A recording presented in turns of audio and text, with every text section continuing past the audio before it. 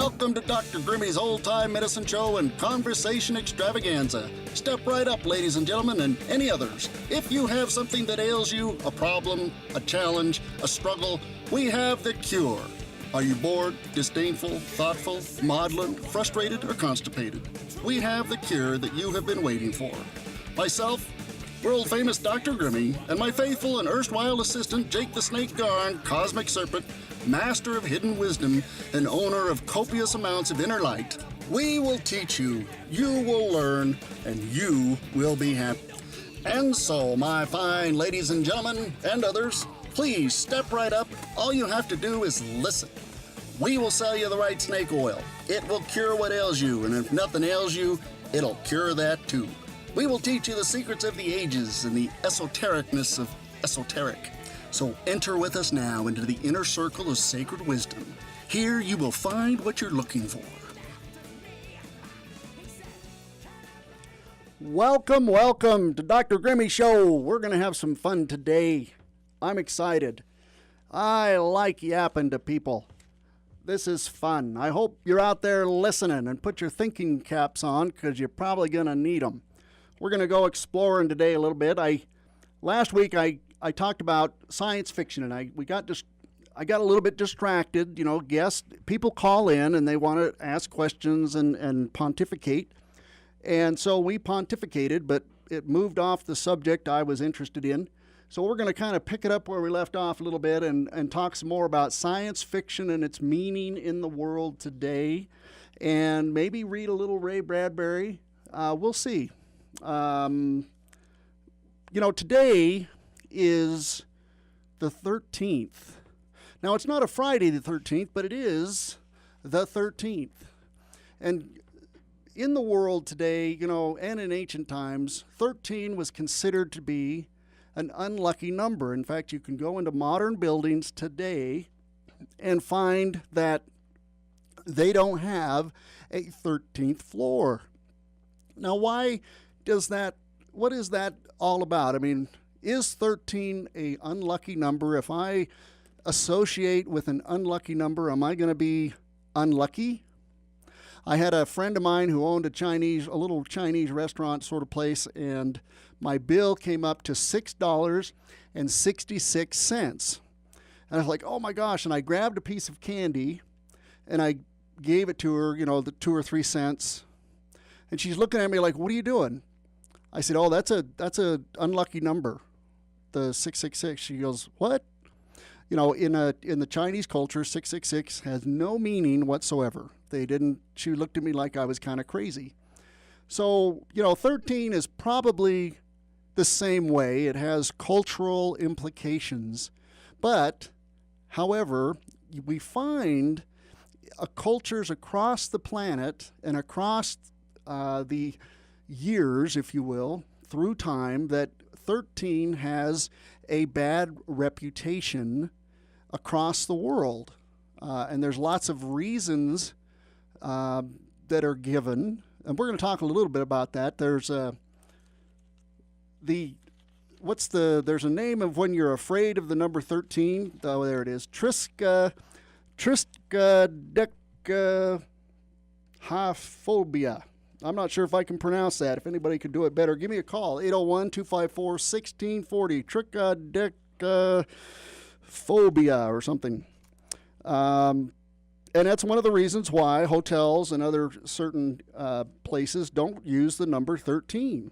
It's because there's this phobia that people have that they don't want to associate with the number 13. So why do cultures consider the number 13 to be a negative thing? I mean, it's an important number. We find it important in Christian literature. We know that there were 12 apostles, and they go to great lengths to make sure that we understand the number of the apostles. And we have Jesus, which is the 13th member of that conclave, if you will, of the early Christian leadership. But that wasn't why 13 became considered within Christian thinking to be negative. Apparently, according to tradition, Judas Iscariot was the 13th person. He arrived last. So he was the 13th person to arrive at the Last Supper. And it was Judas who betrayed Jesus to the authorities for a nominal fee. So there is that idea that since he was, there's a whole mystery and mysticism about Judas Iscariot. But be that as it may, so this idea of 13 being a bad number kind of started early on. But that's even earlier. In the Sikh tradition, they have a story where one of their early, what would I call, a religious leader he was a worker bee who was passing out groceries, as it's described, to the people in the village, which was his job. He worked for the government. His job was to give out food to the poor and to make sure that he gave out the amount that the emperor or whoever the leader was, the king, had determined was going to be given out.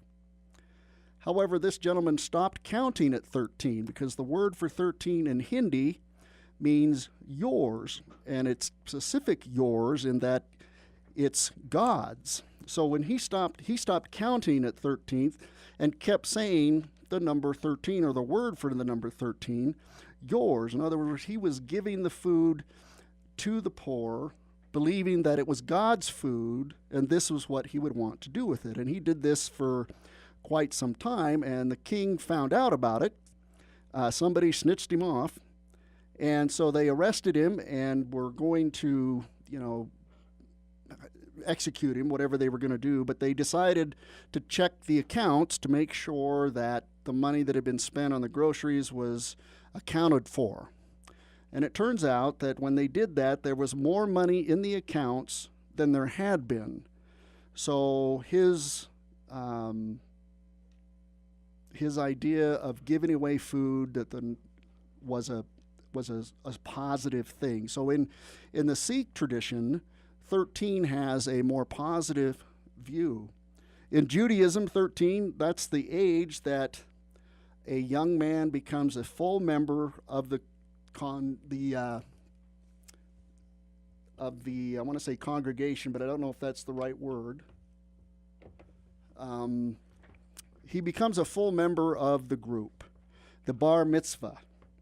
So a 13th year has a kind of importance in a Jewish tradition. Zoroastrianism, another Iranian-based religion, 13 is an evil number.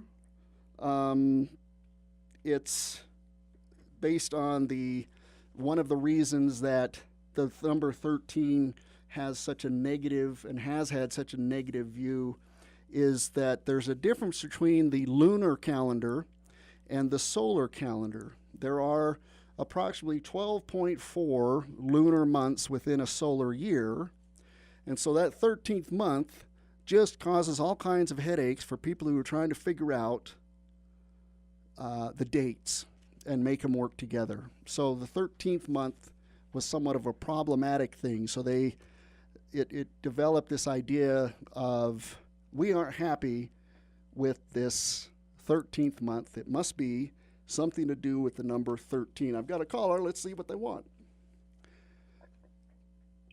How you doing, caller? What's up? Yes, hi. I heard number 13 was about the Templar Knights. That was the night that King Philip of France came in and slaughtered them.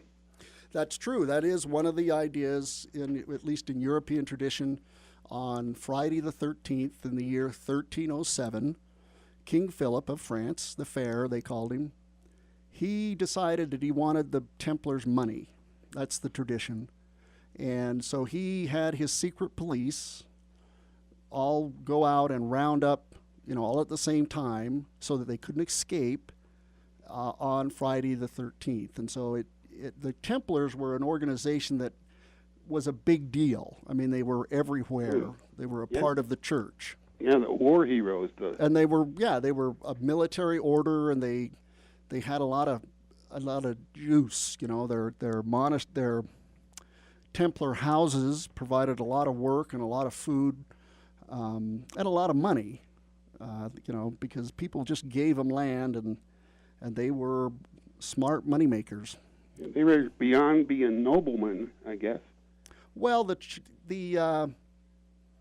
couple of things that created some conflict for the Templars was that the papal bull that organized them gave them the right to have their own priests, and they weren't subject to anybody but the Pope. So the bishops in different cities couldn't have any control over the Templars, which which was different from the normal that the bishop in a city kind of ran the show to a great extent, particularly in those days.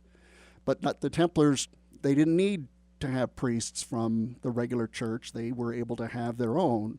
And a priest has that role of taking confession and doing mass. So who paid who? The church paid the knights, or did the knights pay the church? Well, a lot of the early organization of the Templars was set up that people said, hey, this is a great idea. We're going to have the crusade. This is a great idea. And lots of land. The first earliest members were noblemen who had a lot of personal wealth. And then people were able to buy the good graces of the Pope by saying, hey, I've got these extra, I got this winery, I've got this cow farm, let me donate it to the Templars, who then could make money off of this land. And they made their own bucks. I'm sure they paid, they answered directly to the Pope. So the Pope at that time was probably, hey, use the money for the crusade. Use the money to build up your world. And but there was that conflict between the local clergy, the bishops of the cities, and the cardinals, that these guys weren't answerable to anybody but the Pope, and that kind of irked a lot of particularly in France, which was a powerful Catholic country. So Philip, did he go after the money, or did he go after him because he was afraid of him? Well, the story says that there was a riot, that King Philip was rescued by the Templars and brought to one of the Templar houses. And while he was there, he was shown that the Templars were known to be kind of arrogant. He was shown this big room of gold, that they were showing off how rich they were. And so from doing that, King Philip got it in his head that I'm broke. I've been fighting England for years, and I've got all these problems. Here's a great way to make a few bucks, significant amount of money, not only with the property, but the actual gold. The Templars started banking. They literally were the first bank in the sense that I could deposit money in a Templar house in France, take a letter of introduction to the Holy Land, give it to the Templar house there, and then they would give me, minus a nominal fee, I'm sure, would give me my money. So I didn't have to travel with a big bucket of money and try to avoid robbers and that sort of thing. And that made him that made him a lot of money. The idea of, I don't know if they called it interest. It may have been based on that. That's a detail I'm not aware of. I know that they did do that service to pilgrims going to the Holy Land for a nominal fee. Well, going back to, hotels not having a 13th floor. Well, if they have more than 13 floors, they do have a 13th floor. Well, we see, it's like we don't want to say it out loud that there's a bad... But that's superstition, like a black cat or... Right. And humans are notorious for developing ritual, and here's a good example. In the MTC, the Missionary Training Center, generally what happens, for those who don't know, is a young man, 19 years old, gets called on a mission, and he goes to the MTC to get some training before he gets thrown into the wolves. And he learns the language, he learns where he's going, he learns the lessons. And it's very rigorous, very there's lots of stuff to do. You aren't allowed a lot of personal time. And this rotates about every 2 months. The more than not is that the new guys, there's always a new set that shows up every couple of months. And so what would happen is a group of these young men would have something from their class, from their group, that they would pass on to the next group that was showing up. And initially it was just a mug. Hey, we'll pick this up after on the other side of the break. You want to stay with us? Yeah, I can stay for a while. Okay, yep. We'll pick it up after the break. I wasn't watching the clock, but that's okay. I'm having fun. I'll see you on the flip side.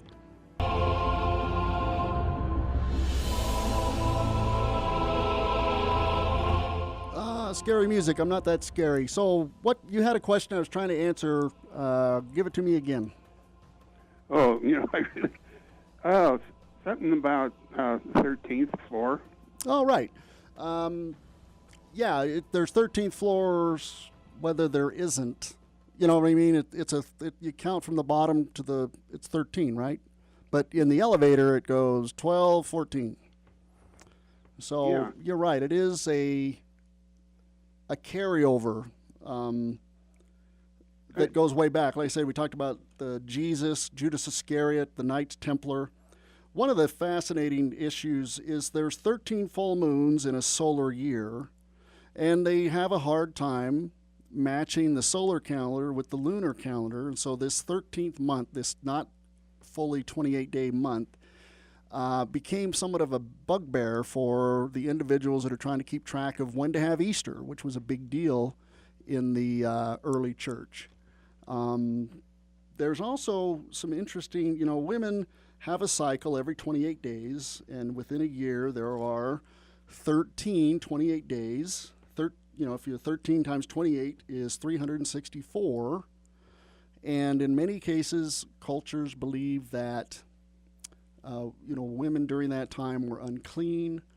There was a transition in the late Bronze Age from a moon goddess-oriented sort of religious view to a male-dominated sky god sort of environment. So in a way, it could be a repression of women. Well, there's 13 of these cycles, and women, it was another argument against women who had a lesser role in many ways in that world than they do today. Sort of like this world, too.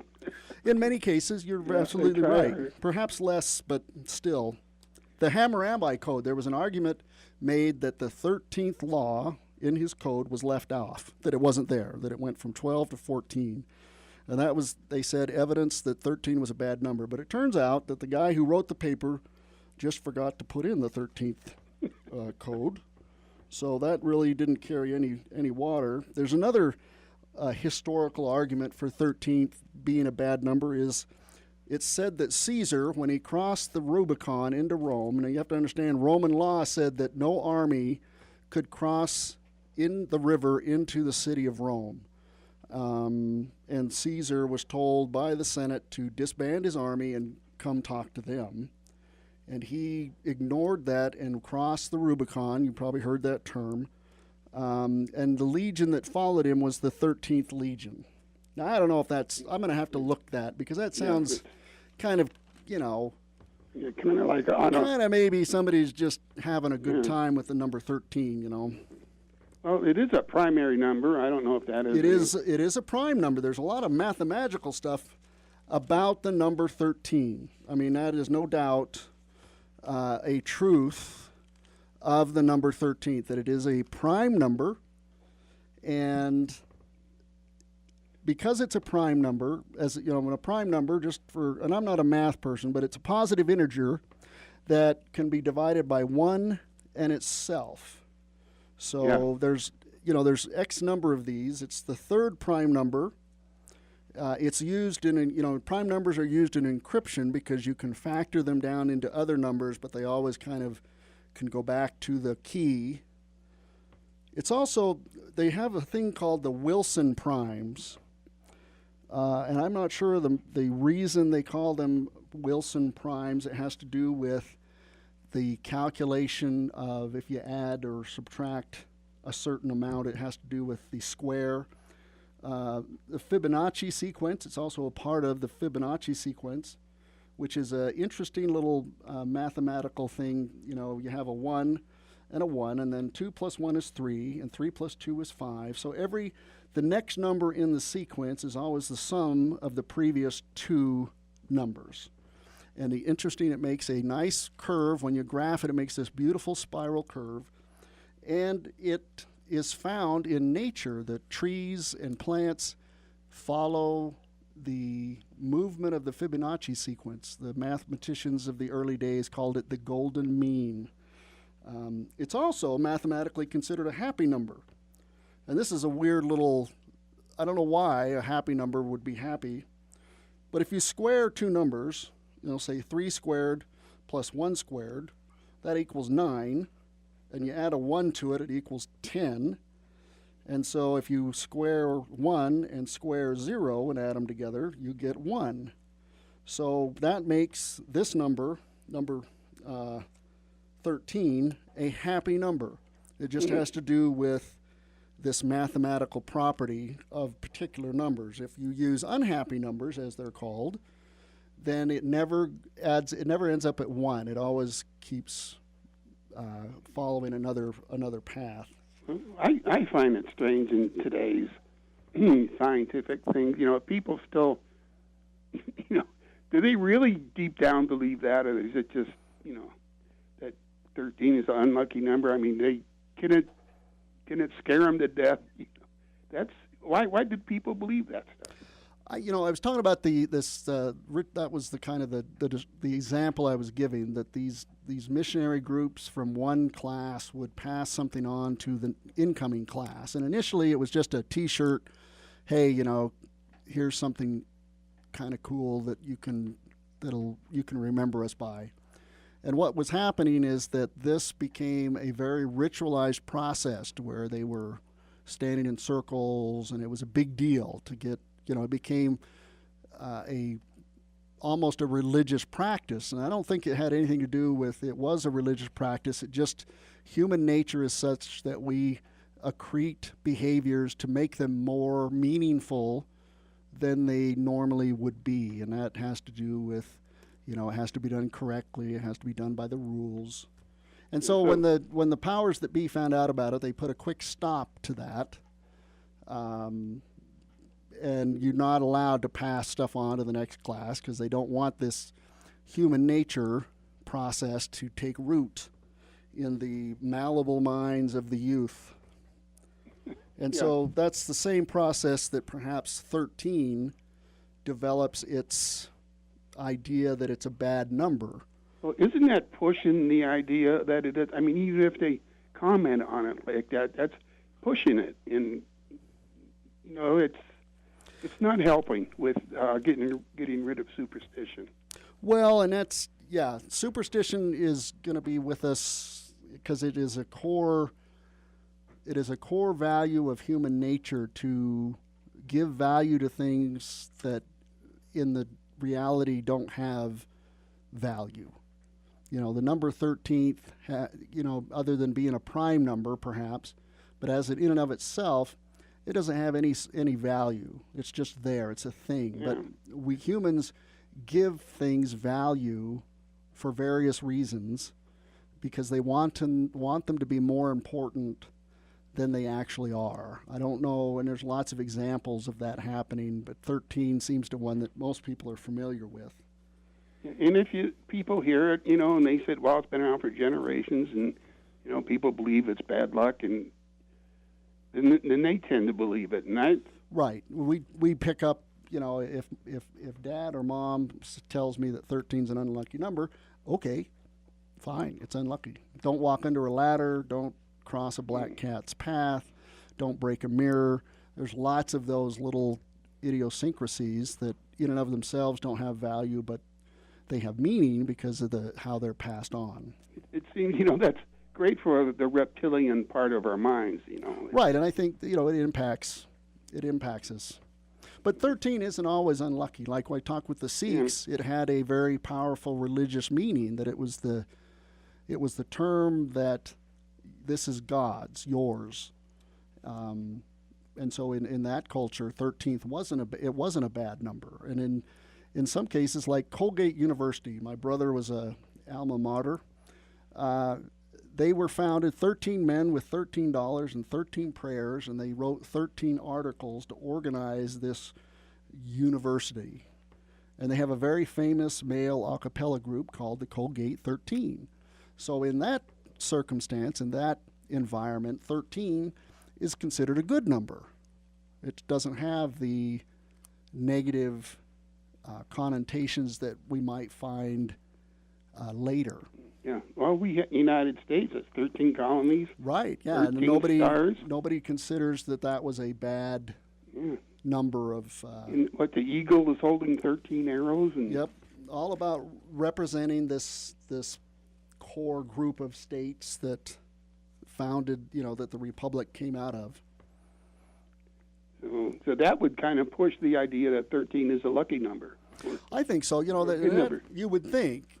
Of course, there are those who are going to say, no, that must mean that the United States is bad because it's founded on this number 13 and yada, yada. However, if you look at, in magic, in the process of ceremonial magic, numerology is a process that's used. And what they'll do is they'll take a number like 13, add that number together until it's a number less than 10. So 13 would be a 4, and each of the 1 through 10 numbers has a religious or magical or some kind of meaning. 4 demonstrates balance, the male and the female, very safe number, stability, things that last a long time. So any number that can be derived down to a 4 is going to be seen as having the characteristics of the number 4, which is the magical definition, and so I mean, in that sense, 13 wouldn't be a bad number. To someone else, 13 is the number of witches that make up a coven, which would make 13 perhaps a bad number. There's all kinds of strange ways that we take things that don't have, in and of themselves, they don't have any value in the sense that 13 is a 13 is a 13. Well, I look, in a way, it's sort of asymmetric, too. Because you can't split it down the middle and have, even number on each side. And right. I mean, a lot of the, Pythagoras did a lot of things with numbers that gave, where in and of themselves those things had no real value, even mathematically, but they got great meaning because of how they were used. And so I think that's the case with the number 13.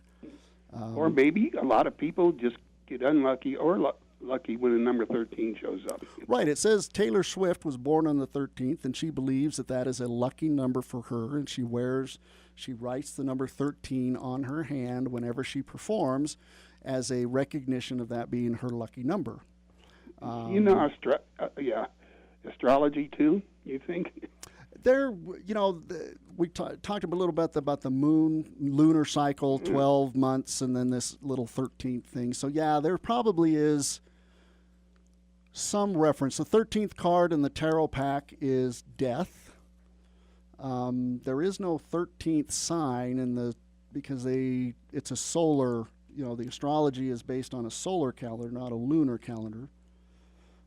So they don't have to worry about that extra third of a month that creates all kind of havoc. Yeah, these other numbers, 7 and 3, and what they say, like movie stars die 3 at a time, things like that. Well, I think humans, we find our brains are designed to find and identify patterns and avoid patterns that represent bad. So what a lion looks like when it's creeping through the grass versus, something else. And I think that when we start looking at numbers, three goes into 9 3 times, and there's all kinds of ways that you can, 3 being a prime number. Baseball's set up like that. Yeah, interesting. What the real thinking was on the history of baseball. If anybody is aware of that, please give us a call, 801-254-1640, because that's a fascinating question, is why not 4 bases? Yeah. Because it's an even number. And 4 strikes. And yeah, why 3 versus 4 or 6 or some other number? Yeah, 9 players on a side. And Yep. There is an interesting that we create patterns, even unconsciously, based on some of this framework that trundles around in our brains. Yeah, so, and I think that's the primitive side of us, and until we get over that, it's we've got a long way to go. Well, it's such a core part of who we are, and we just, we don't live in a world where, parents teach superstition to their children. And we would think that, okay, at school we're going to teach you to be wise and not allow you to have superstition. But then the parents are like, no. We're going to keep, this is important to us, our family or our world,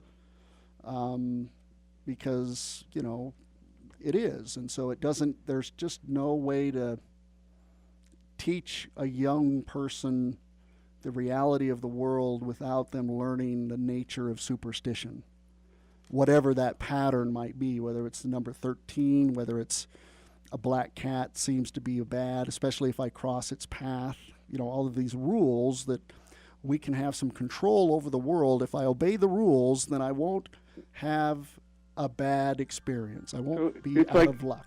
It's like the good and evil, then. You're teaching them good and evil. A little bit, yeah. Okay, well, I'll let you go. Okay, well, thank you. Fine. It's always fascinating. Thank you for calling. Okay, bye-bye.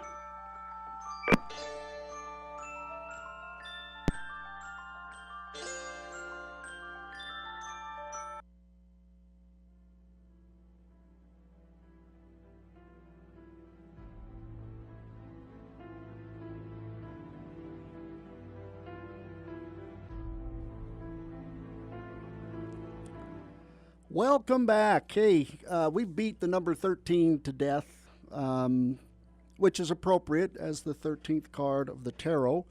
But I want to move on. Last week I was talking a little bit about science fiction and its meaning and usefulness in discussing topics that perhaps can't be discussed in other forums.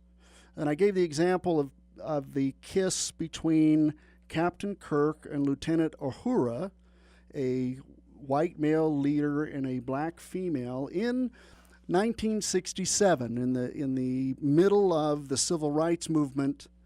I don't think you could have done that on perhaps other shows that were going on at that time, Gunsmoke, etc., because it would have been too controversial. But in a science fiction setting, they were able to discuss this idea or demonstrate it without causing too much of a ruckus. I'm going to read a story by Ray Bradbury because I think this is a demonstration of the use of science fiction to discuss human experience. And bear with me, and we'll talk about it. The story is in a book called The Golden Apples of the Sun, which is a collection of Ray Bradbury stories. This story was written in 1947. It's called The Murderer. Music moved with him in the White Halls. He passed the office door, the Merry Widow Waltz. Another door, Afternoon of a Faun. A third, Kiss Me Again. He turned into a cross corridor. The sword dance buried him in cymbals, drums, pots, pans, knives, forks, thunder, and tin lightning. Oh, I love Ray Bradbury. All washed away as he hurried through an anteroom where a secretary sat, nicely stunned by Beethoven's Fifth. He moved himself before her eyes like a hand. She didn't see him.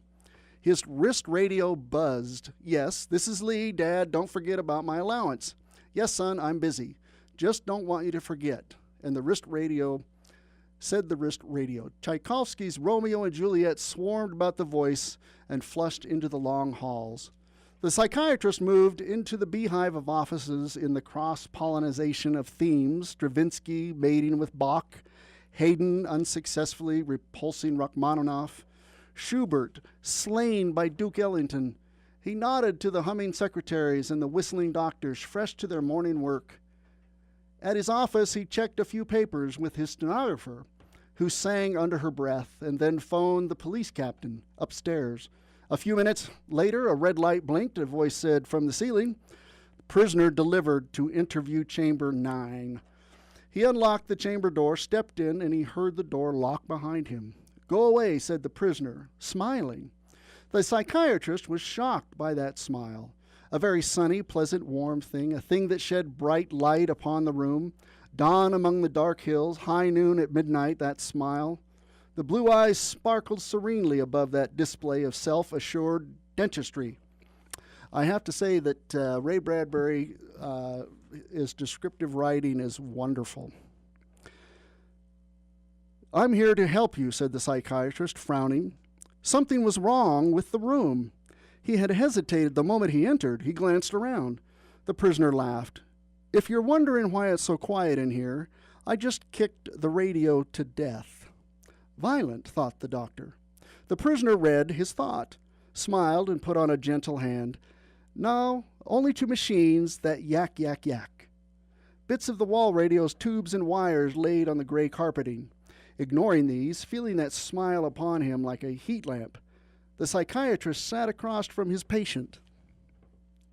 In the unusual silence, which was like the gathering of a storm, "You're Albert Brock, who calls himself the murderer."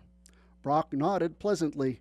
"Before we start," he moved quietly and quickly to detach the wrist radio from the doctor's arm. He tucked it into his teeth like a walnut, gritted and heard it crack, handed it back to the appalled psychiatrist as if he had done them both a favor. "That's better." The psychiatrist stared at the ruined machine. "You're running up quite a damage bill." "I don't care," smiled the patient. "As the old saying goes, don't care what happens to me." He hummed it. The psychiatrist said, "Shall we start?" "Fine. The first victim, or one of the first, was my telephone. Murderer most foul. I shoved it into the kitchen incinerator, stopped the disposal unit in mid-swallow. Poor thing strangled to death. After that, I shot the television set." The psychiatrist said, fired 6 shots right through the cathode, made a beautiful tinkling crash like dropped chandelier. Nice imagery. Thanks, I always dreamt of being a writer. Suppose you tell me when you first began to hate the telephone. Well, it frightened me as a child. Uncle of mine called it the ghost machine, voices without bodies. Scared the living hell out of me. Later in life, I was never comfortable. Seemed to me a phone was an impersonal instrument. If it felt like it let your personality go through its wires. If it didn't want to, it just drained your personality away until what slipped through at the other end was some cold fish of a voice, all steel, copper, plastic. No warmth, no reality. It's easy to say the wrong thing on telephones. The telephone changes your meaning on you. First thing you know, you've made an enemy. Then, of course, the telephone's such a convenient thing. It just sits there and demands you call someone who doesn't want to be called.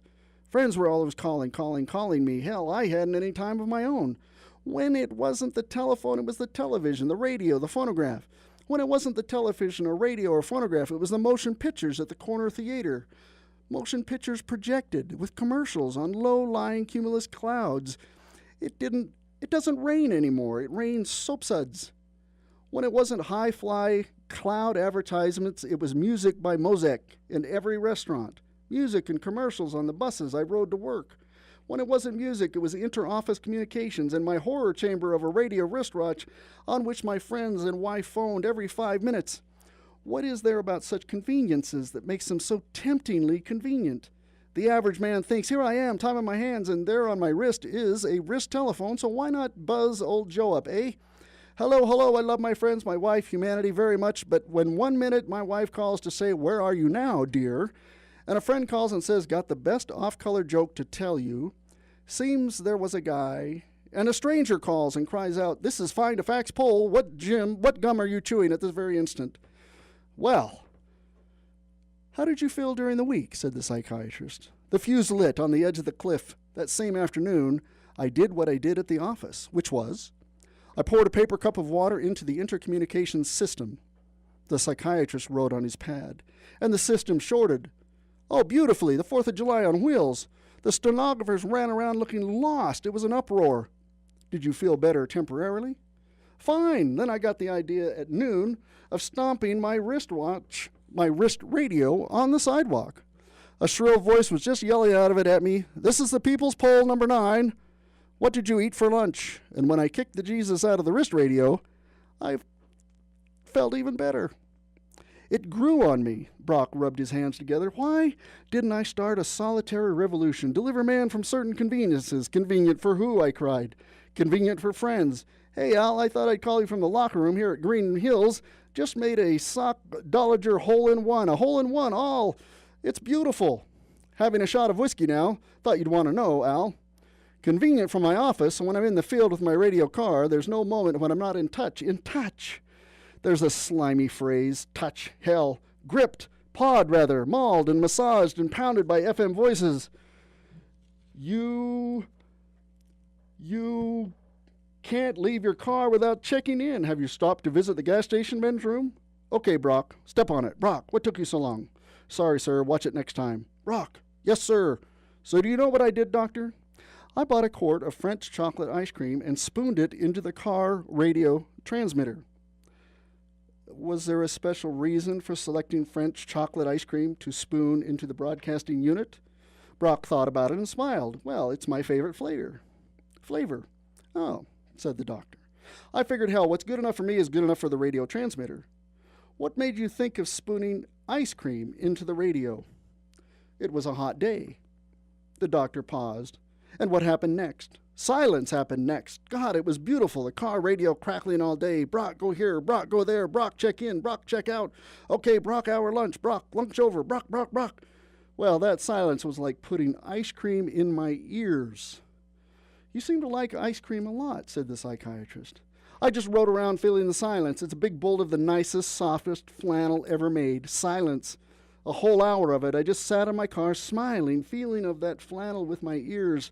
I felt drunk with freedom.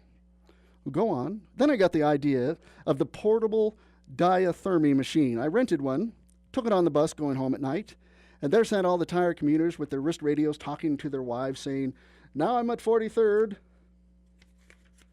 Now I'm at 44th. Here I am at 49th. Now turning on 61st. One husband cursing. Well, get out of that bar, dang it, and get home and get dinner started. I'm at 70th. And the transit system radio playing, Tales from the Vienna Woods, a canary singing words about a first-rate wheat cereal. Then I switched on my diathermy. Static, interference, all wives cut off from husbands grousing about a hard day at the office. All husbands cut off from wives who had just seen their children break a window. The Vienna Woods chomped down, the canary mangled. Silence, a terrible, unexpected silence. The bus inhabitants faced with having to converse with each other. Panic, sheer animal panic. The police seized you then. The bus had to stop. After all, the music was being scrambled. Husbands and wives were out of touch with reality. Pandemonium, riot, and chaos. Squirrels chattering in cages. A trouble unit arrived, triangulated on me instantly, and had me reprimanded, fined, and home, minus my diathermy machine, in jig time. Mr. Brock, may I suggest that so far your whole pattern here is not very practical. If you didn't like transit radios or office radios or car business radios, why didn't you just join a fraternity of radio haters, start petitions, get legal and constitutional rulings? After all, this is a democracy. And I, said Brock, am that thing called a minority. I did join fraternities, picket, pass petitions, take it to court. Year after year I protested. Everyone laughed. Everyone else loved bus radios and commercials. I was out of step. Then you should have taken it like a good soldier, don't you think? The majority rules. But they went too far. If a little music and keeping in touch was charming, they figured a lot would be 10 times as charming. I went wild. I got home to find my wife hysterical. because she had been completely out of touch with me for half a day. Remember I did a dance on my wrist radio? Well, that night I laid plans to murder my house. Are you sure that's how you want me to write it down? That's semantically accurate. Kill it dead. It's one of those talking, singing, humming, weather reporting, poetry reading, novel reciting, jingle jangling, rock-a-baby, crooning, when you go to bed houses. A house that screams opera to you in the shower and teaches you Spanish in your sleep. One of those blathering caves where all kind of electronic oracles make you feel a trifle larger than a thimble, with stoves that say, I'm apricot pie and I'm done, or I'm prime roast beef, so baste me, and other nursery gibberage like that. With beds that rock you to sleep and shake you awake, a house that barely tolerates humans, I tell you, a front door that barks, you've mud on your feet, sir. An electronic vacuum hound that snuffles around after you from room to room, inhaling every fingernail or ash you drop. We'll be back.